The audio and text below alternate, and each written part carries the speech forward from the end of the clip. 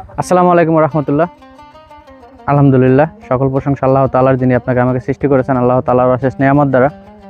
তো আশা করি সকলে ভালো আছেন। আমরা আসছি আজকে আগৈলঝাড়া উপজেলায়, এটা নূপুর ডেয়ারি অ্যান্ড ফ্যাটানিং খামার। এখানে মূলত গরুর লালন পালন করা হয়। আগৈলঝাড়া যে নূপুর ফার্মেসি আছে, নূপুর ভাই নিজেই কর্ণধার।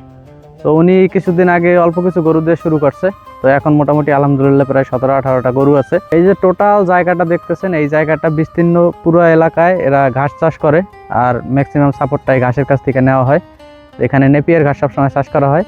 পাশাপাশি আমাদের যে ব্রাকের সাইলেজটা আছে, এই সাইলেজটা কন্টিনিউয়াসলি এখানে ইউজ করা হয়। আসসালামু আলাইকুম রহমতুল্লাহ।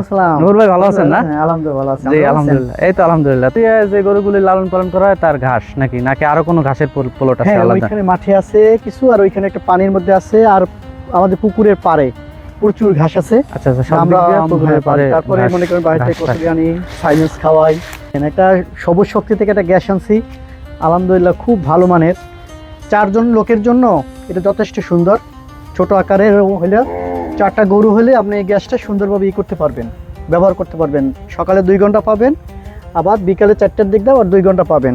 এটা দাম ছিল 50,000। কেন ছোট প্ল্যান নিলেন? ছোট প্রজেক্টটা প্রথম আমার গরু কম ছিল, শখের বসে কিছু গরু পালতাম। আচ্ছা আচ্ছা, এখন আস্তে আস্তে আল্লাহ বাচ্চা গরু দিয়া বাড়ি থেকে কিনা এখন আমার 16-17টা গরু, তো তাই আচ্ছা, আচ্ছা। এখানে 4টা-5টা যতটুকু লাগে, বাকি আমি সার আবার বানাবার জন্য গোবরকে আবার এক জায়গা মজুত করে এখন সার তো বানাই। মোটামুটি ভাবে বাণিজ্যিক ভাবে প্ল্যান পরিকল্পনা করতেছেন, তো বাণিজ্যিক ভাবে বাণিজ্যিক। করার পরে এখন মানে লাভের অংশটা কি রকম, যে কি পরিমাণ? হ্যাঁ, আমার লাভ দুধ দিয়ে তো আসতেছে? মোটামুটি ভালোই, প্রায় 4টা-5টা গরুর দুধ হয়।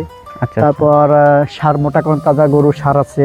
এখন মোট 16টা গরু আমার গাবি আর আচ্ছা, ষাঁড় মাশাআল্লাহ। মিলানো। আচ্ছা, আমি যারা নতুন আসবে এই খামার করতে, আমি তাদেরকে প্রথমেই পরামর্শ দেব যে আপনারা প্রথম একটু নলেজ নেবেন, একটু ধারণা নেবেন, তারপরে একটু ছোট উদ্যোক্তা হয়ে শুরু করবেন। এবং পরিবেশ সুন্দর রাখতে হবে, ঘাসের ব্যবস্থা করতে হবে, এবং আপনি নিজে খাটতে চেষ্টা করবেন।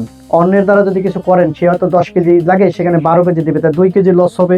যার পরিপ্রেক্ষিতে আমি বলতে চাইতেছি, যা কিছুই করেন নিজে থাকবেন, নিজে দেখবেন, এবং নিজের অভিজ্ঞতার বিশেষ প্রয়োজন আছে। আর খাবারের ব্যাপারটায় সবসময় একটু ঘাসের ব্যবস্থা করতে হবে, একটু কুটা এগুলো হিসাব করে দিতে হবে। অতিরিক্ত দেওয়া যাবে না, আবার কমও দেওয়া যাবে না। তাহলে আপনি ফ্যাটেনিংও ভালো সাইন করতে পারবেন, দুগ্ধতেও ভালো সাইন করতে পারবেন। ওকে, ধন্যবাদ।